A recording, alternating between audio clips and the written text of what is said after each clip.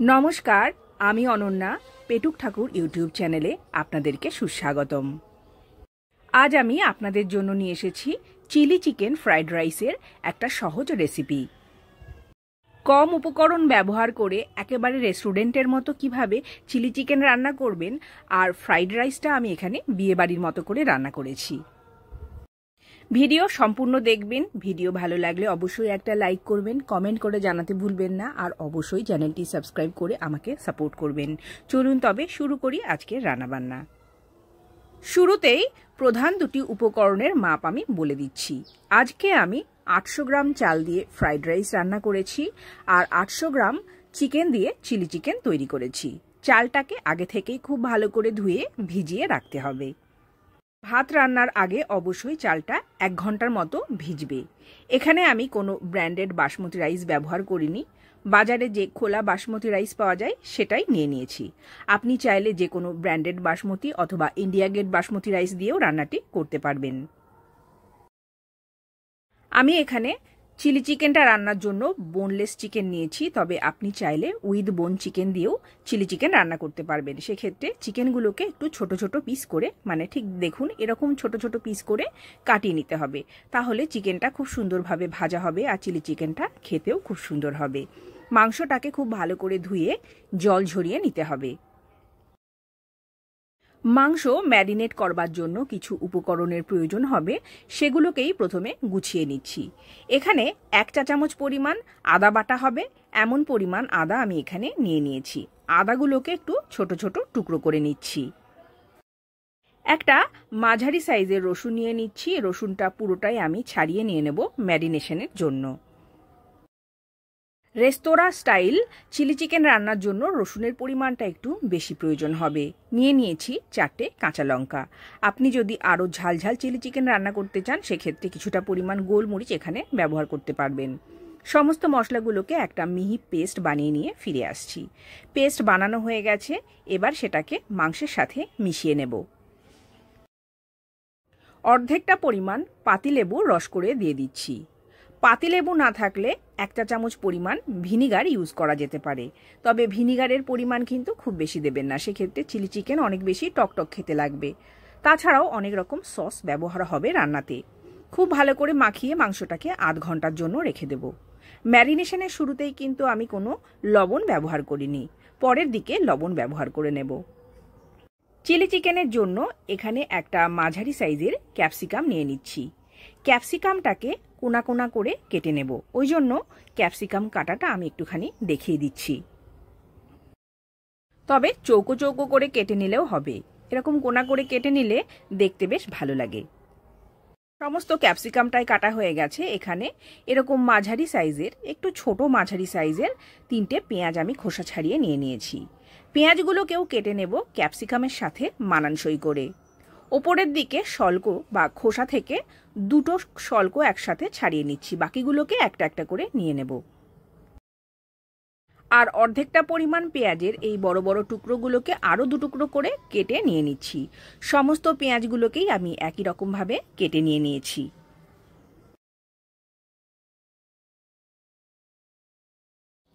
এখানে নিয়ে নিয়েছি কিছুটা পরিমাণ আদা।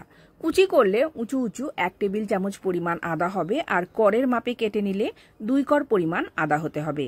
আদাটাকেও একেবারে কুচি কুচি করে কেটে নেব। এখানে আদা রসুন কোনোটাই আমি বেটে ব্যবহার করব না, সবটাই খুব ভালো করে চপ করে নিয়ে রান্না করতে হবে। বেটে নিলে কিন্তু একরকম স্বাদ হবে, আর এইভাবে কুচি কুচি করে নিয়ে বা চপ করে নিয়ে রান্না করলে কিন্তু স্বাদটা একেবারেই আলাদা হবে, অনেক বেশি ভালো হবে।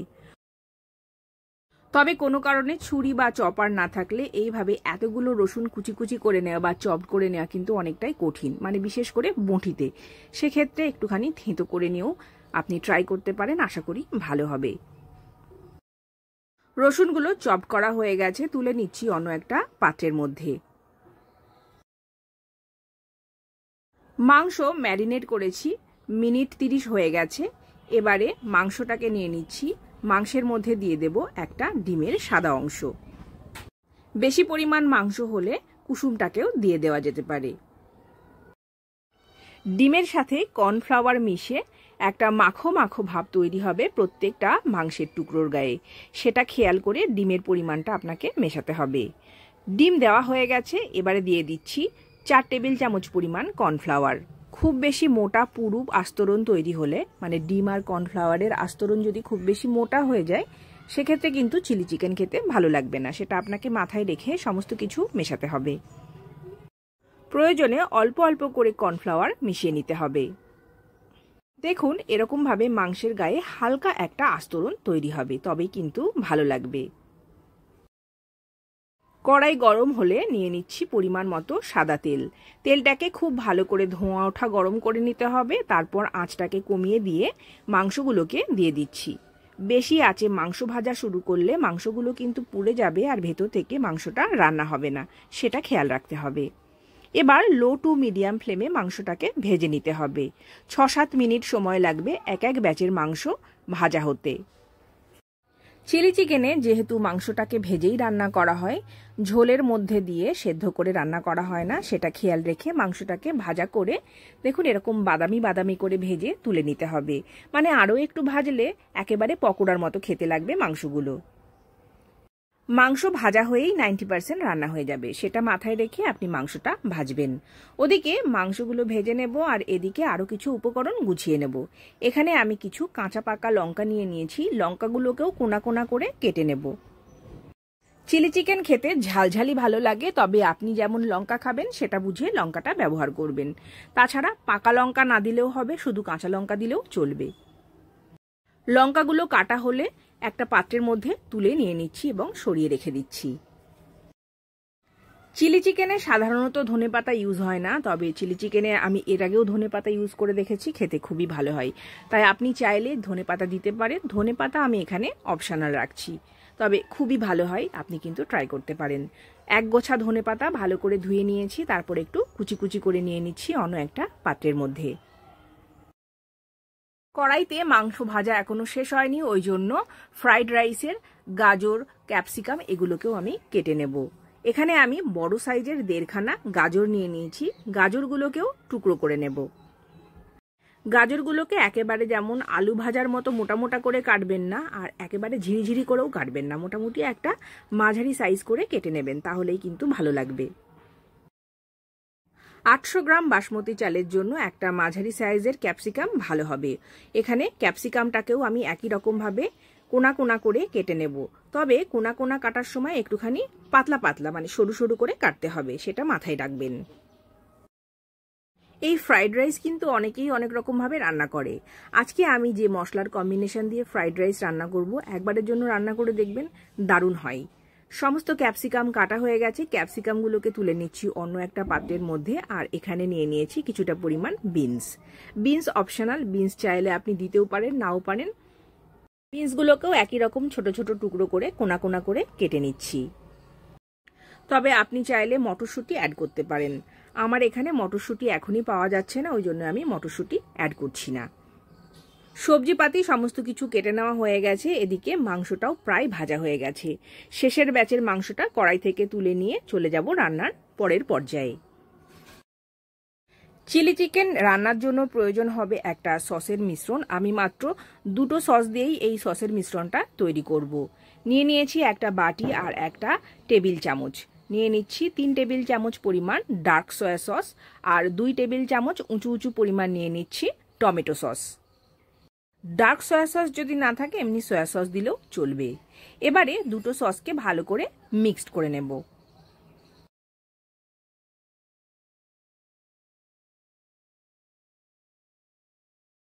মাংস ভাজার পর 2 থেকে 2.5 টেবিল চামচ পরিমাণ তেল রয়ে গেছে, ওই তেলের ওপরেই দিয়ে দিচ্ছি সমস্ত রসুন কুচি।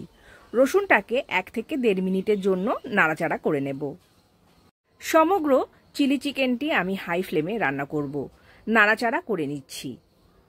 মিনিট 1.5 পর এখানে আদা কুচিটাকে অ্যাড করে দেব।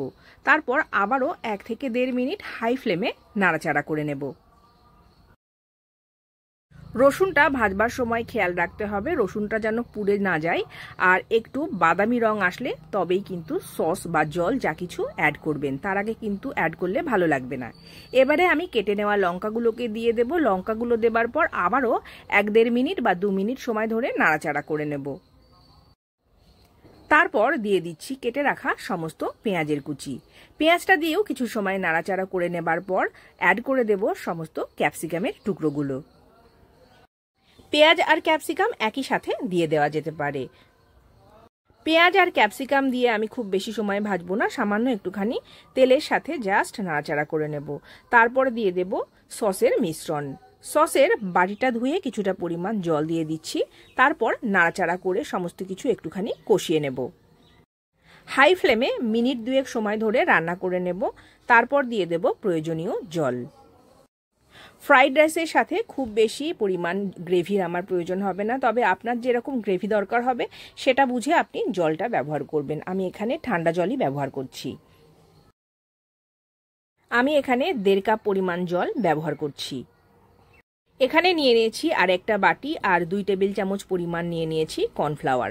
কর্নফ্লাওয়ারটাকে ঠান্ডা জল দিয়ে গুলিয়ে নিচ্ছি। কর্নফ্লাওয়ারে কিন্তু কখনোই গরম জল দেবেন না, সব সময়ের জন্য ঠান্ডা জল দিয়ে কর্নফ্লাওয়ার গুলিয়ে নিতে হয়। গরম জল দিলেই কর্নফ্লাওয়ার কিন্তু দলা পাকিয়ে যাবে। সসে কিন্তু প্রচুর পরিমাণ একটা লবণাক্ত ব্যাপার থাকে, সেটা বুঝে আপনাকে লবণ ব্যবহার করতে হবে। এখানে আমি প্রয়োজন মতো লবণ মিশিয়ে নিয়েছি। তারপর নাড়াচাড়া করে চাপা দিয়ে একটুখানি রান্না করে নেব। চিলি চিকেনে ক্যাপসিকাম আর পেঁয়াজ পুরোপুরি গলে গেলে কিন্তু ভালো লাগবে না, 80% পর্যন্ত সেদ্ধ করে নিতে হবে, সেটা কিন্তু আপনাকে মাথায় রেখে রান্না করতে হবে। অর্ধেক জয়িত্রী, 1/2 চা চামচ সাজিরে, 1/2 চা চামচ সামরিচ, 2টো নিয়ে নিয়েছি দারুচিনির টুকরো, 1/4 নিয়ে নিয়েছি জায়ফল, আর 4টে নিয়ে নিয়েছি ছোট এলাচ, আর 1/2 চা চামচ পরিমাণ নিয়ে নিচ্ছি গোলমরিচ। এই মশলাটাকে আমি রাইসের জন্য ব্যবহার করব। এদিকে পেঁয়াজ ক্যাপসিকাম কিছুটা পরিমাণ রান্না হয়ে গেছে, ঢাকনাটা আমি খুলে দিয়েছি। মাংসগুলোকে দিয়ে দেব। একটুখানি খুন্তি দিয়ে দেখে নিতে হবে পেঁয়াজ আর ক্যাপসিকামগুলো ঠিকঠাক পরিমাণ সেদ্ধ হয়েছে কিনা। আরও একবার রিপিট করে দিচ্ছি, পেঁয়াজ ক্যাপসিকাম পুরোপুরি গলে গেলে চিলি চিকেন খেতে একটুও ভালো হবে না। ভেজে নেওয়া মাংসগুলোকে দিয়ে দিচ্ছি। তারপর আলতো করে নাড়াচাড়া করে নিতে হবে, তা না হলে মাংসগুলো সব ভেঙে যাবে আর চিলি চিকেন একেবারে ঘন্ট পাকিয়ে যাবে। হাই ফ্লেমে 2 থেকে 3 মিনিট সময় ধরে রান্না করে নিয়েছি। এবারে অল্প অল্প করে কর্নফ্লাওয়ারের গোলাটা অ্যাড করে দেব। তার আগে এরকমভাবে একটুখানি চামচ দিয়ে গুলিয়ে নিতে হবে। সম্পূর্ণ কর্নফ্লাওয়ার গোলাটা আমার প্রয়োজন হচ্ছে না, আমি অর্ধেকটা পরিমাণ কর্নফ্লাওয়ারের গোলা এখানে ব্যবহার করেছি। বেশি পরিমাণ কর্নফ্লাওয়ার গোলা দিয়ে দিলে কিন্তু চিলি চিকেনের ঝোলটা খুবই বিচ্ছিরি চটচটে হবে, ভালো লাগবে না। আর কর্নফ্লাওয়ার গোলা একবারে ঢেলে দিয়ে যদি আপনি নাড়াচাড়া না করেন সেক্ষেত্রে কিন্তু কর্নফ্লাওয়ারগুলো দলা পাকিয়ে যাবে, সেটা কিন্তু একটু মাথায় রাখবেন। আমি এখানে মাখো মাখো কনসিস্টেন্সি রাখছি। ধনে পাতা কুচি ছড়িয়ে সামান্য একটুখানি মিশিয়ে ঢাকা দিয়ে রেখে দেব chilli chicken. Chilli chicken ready হয়ে গেছে। এবারে চলে যাব রাইস রেসিপিতে। রাইসের জন্য নেওয়া মশলাগুলো একটা কড়াইয়ের মধ্যে নিয়ে মাঝারি আঁচে নাড়াচাড়া করে নেব। মশলাগুলোকে একটুখানি হাত দিয়ে ভেঙে দিচ্ছি যাতে মশলাগুলো সুন্দরভাবে ভাজা হয়ে যায়। মশলা ভাজা হয়ে গেলে খুব সুন্দর একটা গন্ধ বেরোবে, তখন মশলাটাকে ঠান্ডা করে নেব। তারপর মশলাটাকে গুঁড়ো করব। ভেজে নেওয়া মশলাগুলোকে ঠান্ডা করবার জন্য একটা প্লেটের ওপর তুলে নিয়ে নিয়েছি। এবারে কড়াইতে দিয়ে দিচ্ছি কিছুটা পরিমাণ সাদা তেল। 3 থেকে 4 টেবিল চামচ পরিমাণ সাদা তেল এখানে প্রয়োজন হবে। মশলাগুলো ঠান্ডা হয়ে গেছে, মিক্সার গ্রাইন্ডারে গুঁড়ো করে নেব।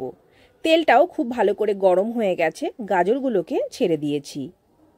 মিডিয়াম টু হাই ফ্লেমে গাজরগুলোকে ভেজে নেব। গাজরটা নরম হয়ে গেলেই বুঝতে হবে গাজরটা ভাজা হয়ে গেছে। মশলাটাও গুঁড়ো হয়ে গেছে। একটা খুন্তি দিয়ে দেখে নিচ্ছি গাজরগুলো নরম হলো কিনা। গাজর ভাজা হয়ে গেছে, গাজরগুলোকে তুলে নিয়ে নিচ্ছি অন্য একটা পাত্রের মধ্যে। গাজর বেশি ভাজলে কিন্তু একেবারে চিপসে যাবে, সেক্ষেত্রে গাজরগুলো দেখতেও ভালো লাগবে না, খেতেও ভালো লাগবে না। গাজর ভাজা হয়ে গেলে ওই তেলের মধ্যে দিয়ে দিচ্ছি কেটে রাখা ক্যাপসিকাম। ক্যাপসিকামগুলোকেও নাড়াচাড়া করে ভেজে নেব। ক্যাপসিকাম আমি এখানে 80% রান্না করব। ক্যাপসিকাম পুরোপুরি ভাজা হয়ে গেলে কিন্তু একেবারে নেতিয়ে যাবে আর খেতে ভালোও লাগবে না। পাশের উনানে বসিয়ে নিয়েছি হাঁড়ি। হাঁড়ির মধ্যে দিয়ে দিয়েছি 1 টেবিল চামচ পরিমাণ সাদা তেল আর 1 টেবিল চামচ পরিমাণ দিয়ে দিয়েছি লবণ। জলটা গরম হলে ভাতটা বসিয়ে নেব। এদিকে ক্যাপসিকামটা ভাজা হয়ে গেছে, আমি ক্যাপসিকামটাকে তুলে নিচ্ছি ওই গাজর ভেজে রাখা পাত্রের মধ্যেই।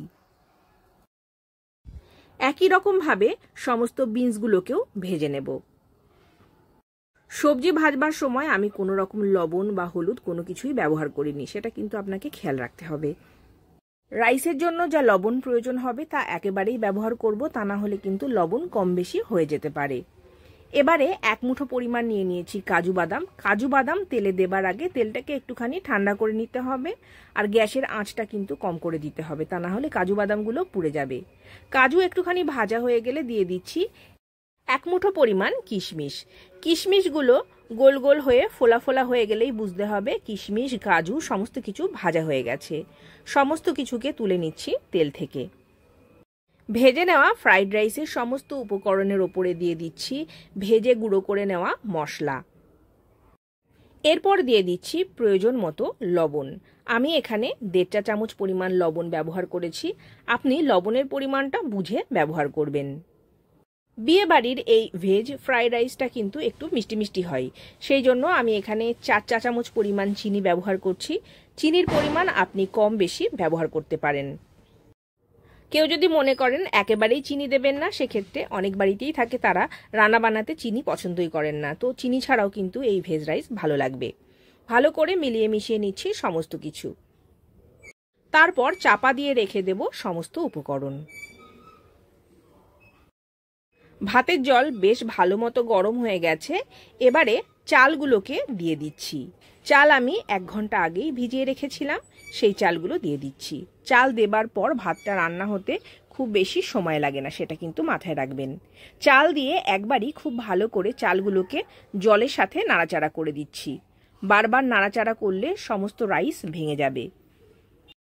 ভালো কোম্পানির বাসমতি রাইস আপনি যদি ব্যবহার করেন তাহলে ভাতের জল টকবক করে ফুটে উঠলেই দেখবেন ভাত কিন্তু রান্না হয়ে গেছে। ভাত এখানে 90% সেদ্ধ করতে হবে। ইন্ডিয়া গেট বাসমতি রাইস রান্না করা কিন্তু বেশ রিস্কি, মানে খুবই সেন্সিটিভ হয় চালগুলো। আমার এখানে ভাতটা রান্না হয়ে গেছে, ভাতটাকে আমি উবুর করে নিয়ে নেব। কড়াইতে যে সবজি ভাজার তেল ছিল সেই তেলের মধ্যে দিয়ে দিচ্ছি 2 টেবিল চামচ পরিমাণ ভালো গাওয়া ঘি। ঘিটা গলে গিয়ে সামান্য একটুখানি জাল হয়ে গেলেই কড়াই ধরে সরিয়ে নিয়ে নিচ্ছি। এবারে যে পাত্রে ফ্রাইড রাইস রান্না হবে আমি এখানে একটা বড় সাইজের হাঁড়ি নিয়ে নিয়েছি। সেই হাঁড়ির মধ্যে হাঁড়িটা গরম হয়ে গেলে কিছুটা পরিমাণ ঘি দিয়ে দিচ্ছি। ঘিটাকে হাঁড়ির নিচের দিকে যেখানে রান্না হবে সেই জায়গাটাতে খুব ভালো করে লাগিয়ে নিতে হবে। এবারে এই হাঁড়ির মধ্যে ভাতের একটা ফ্যান গেলে নেওয়া ভাতের একটা লেয়ার তৈরি করে নেব। কিছুটা পরিমাণ ভাতের লেয়ার তৈরি করবার পর মশলা মাখানো যে সবজিটা আমার রয়েছে সেটারও একটা লেয়ার তৈরি করে নেব।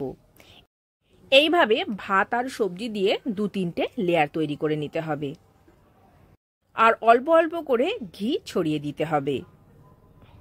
এইভাবে একবার ফ্রাইড রাইস তৈরি করবেন, দেখবেন আপনার ফ্রাইড রাইসের একটা চালও ভেঙে যাবে না। লবণ মশলা মিষ্টি সবজি সমস্ত কিছু সমস্ত ভাতের সাথে খুব সুন্দরভাবে মিশে যাবে। আপনি চাইলে শুধু ঘি দিয়েও এই ফ্রাইড রাইস তৈরি করতে পারেন, তবে শুধু সাদা তেল দিয়ে কিন্তু এই ফ্রাইড রাইস খুব একটা ভালো লাগবে না, অল্প একটুখানি পরিমাণ ঘি দিলে ভালো লাগবে।